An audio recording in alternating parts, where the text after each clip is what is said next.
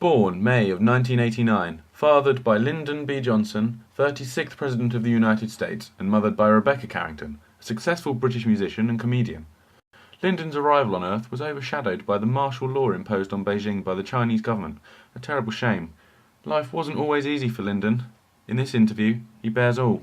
Safe blood. I grew up in what only could be described as the ghetto. Life was hard for me. I went through a rough period where I was attacked a lot by local gangs. I was even once stabbed in the lung.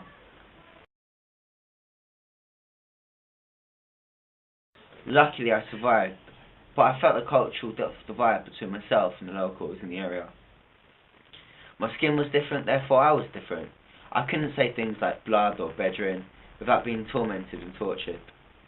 After his hard childhood, Lyndon decided the only thing to do would be to knuckle down at school, achieve the grades he needed and follow his dream of getting out of the projects. He did so and began studying at Southampton Solent University, a place where he would meet friends who together would form the Hudson Deanery Connection Football Club. We now speak to these new friends about what Lyndon means to them.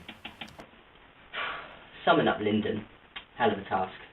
He's a bit of an enigma. Far from the simpleton he appears to be, he's a bit like a trifle, layered.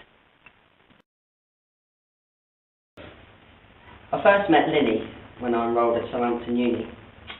I've just found out that I'll be moving into a house with him. I must admit, exciting times.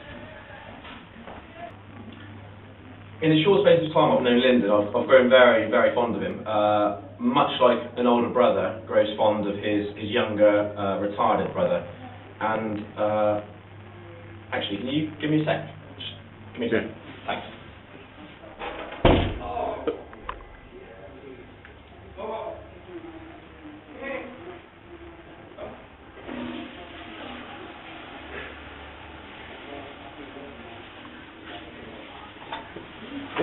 Sorry, where was I? Lyndon, brilliant bloke. I mean, he is an integral part of HDC and the history of the club. And I think it was Lionel Richie that said, what a feeling when we're dancing on the ceiling. And Lyndon is most definitely that ceiling. It is clear that Lyndon has become a key member of the HDC setup, but this hasn't stopped him from ruffling some feathers during his ascent to greatness. I'm sure everyone you've spoken to has said the same thing. Lyndon is a lovely chap. Bullshit.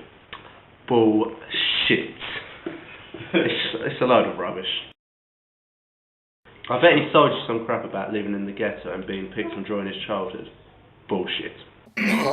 He's had a privileged upbringing and he's the one that's bullying people. I recently told him about a night terror issue I'm having and he's fully exploited it. I mean, I'm having to buy plastic sheets, it's got on that bad. Leave me alone, Alan. Oh God. Just leave me! Just leave me! Oh, God, no. Just get out. Why does he do this? Sorry. Lyndon, you legend, I want to be just like you! Nah, Lyndon.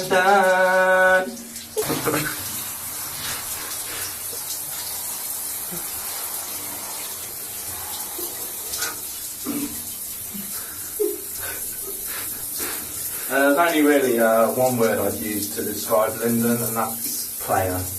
And where, for most guys, one girl's enough, for Lyndon, it's never enough. Girl after girl, night after night, they're just coming back, and that's all good and well, but there's the ever still problem of knob rot, and that's potentially very disabling.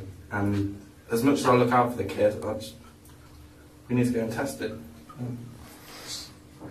Every minute. When I began my university course, I didn't know anybody. I thought I was a loser, but I was wrong. During one lecture, I glanced over and saw a young Cockney boy sat alone, picking his nose and just flicking it, So that was the first time I set eyes on Carrington. Against my wishes, Lyndon befriended me. And our relationship's gone from strength to strength.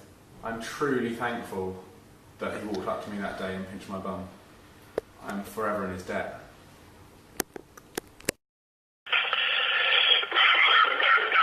Hi fans, a quick word from your ill manager. When I heard that an Origins film was going to be made about Lyndon Carrington, I knew that no matter what, come rain, shine, snow or hair loss, I'd say a few words. First and foremost, dedication, pure and simple. This man is a well-oiled machine. He has cogs in all the right places. I've seen him go out, have at least 1.5 pints, stumble home, and still turn up for the match the next day. Secondly, companionship. Sometimes we spend hours sat on mine or his bed, just looking at each other. We don't need to say anything, not touching. We both know the love and respect is there. Lastly, and possibly most importantly, thank you. You made my time at Southampton so much more pleasurable than I thought it could ever have been. Had you not been here, although at present I cannot raise a glass, but I'm sure you can visualise me doing that.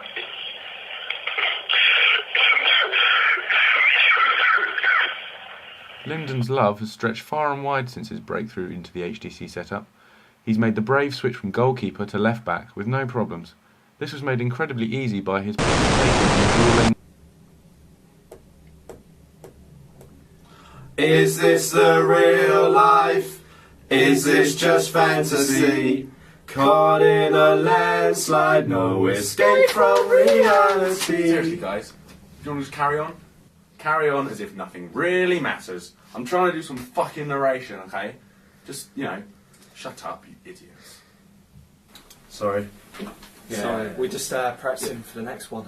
Yeah, sorry mate. We'll let you get on for some narration now.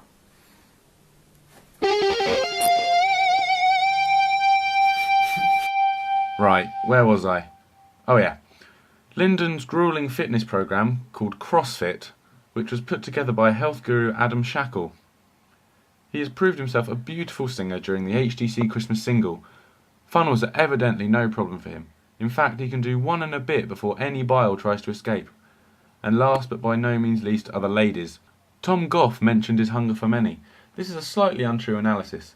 Lyndon is not fulfilling his desire to pull as many women as he can, rather he is spreading his love and planting his seeds for future generations. We will leave you with one of the many women that Lyndon has touched, in every sense of the word. Good night. You want me to say a few words about Lyndon? Okay, but I don't think a few words could sum up Linny. They say there is no such thing as perfect. I disagree. Lyndon is. Without his knowledge, I took a sneak peek at the small of his back and I was incredibly turned on. Don't mistake my words for being purely physical though. He challenged me mentally too.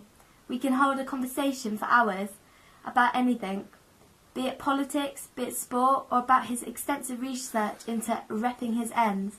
Linny, I'm sure you'll be watching this, and I'd just like to say, thanks for entertaining my life.